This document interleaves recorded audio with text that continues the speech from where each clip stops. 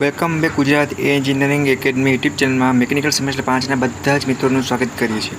હવે GTU exam જ્યારે પણ નજીક આવે ત્યારે આપણે એના માટે સ્પેશિયલ વિડીયો છે ટૂલ એન્જિનિયરિંગ સબ્જેક્ટ તમારા ડિપ્લોમા સેમેસ્ટર 5ની અંદર આવતો સબ્જેક્ટ છે।